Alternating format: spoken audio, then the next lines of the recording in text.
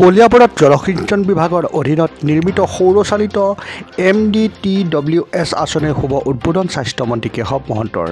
জলসিঞ্চন বিভাগৰ কলিয়াবৰ চামগুৰি সংমণ্ডলৰ অধীনত ধনেখোৱা, শাকমুঠি, পানীগাঁও, ঔগুৰি, বৰুৱাটি আৰু ৰহদলা আদি স্থানত মুঠ 7টাকৈ সৌৰচালিত MDTWS আঁচনিৰ শুভ উদ্বোধন কৰে স্বাস্থ্যমন্ত্ৰী তথা স্থানীয় বিধায়ক কেশৱ মহন্তই।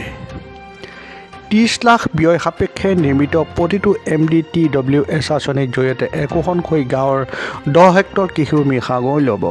জলসিঞ্চনৰ অধীনত নিৰ্মিত মুঠ 7টা সৌৰচালিত MDTWS আঁচনিৰ বাবে ব্যয় হৈছে 2,10 লাখ টকা। ইয়াৰ জৰিয়তে কলিয়াবৰ অঞ্চলৰ 70 হেক্টৰ কৃষিভূমি অৰ্থাৎ 560 বিঘা মাটিত এতিয়াৰে পৰা ৰাইজে শালি আৰু বৰো ধানৰ খেতি কৰিবলৈ সহজ হ'ব। আৰু আজিৰ দিনটোত কলিয়াবৰ কেইবাটাও পকীপথৰ আধাৰশিলা স্থাপন কৰে মন্ত্ৰীগৰাকীয়ে।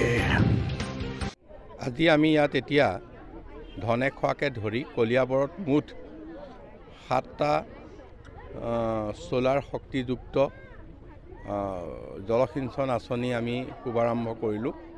ইয়াত এটা আঁচনিত প্ৰায় 80 বিঘা মাটি ৰাইজে কৃষি কৰিবৰ কাৰণে সম্ভৱ হ'ব বা উপকৃত হ'ব। ইয়াৰ উপৰিও জল জীৱনৰ PHC বিভাগৰ কেইবাটাও আঁচনি অন্তৰ্ভুক্ত হৈছে। মুঠতে জলসিঞ্চন বিভাগ, জনস্বাস্থ্য বিভাগ, তাৰপিছতে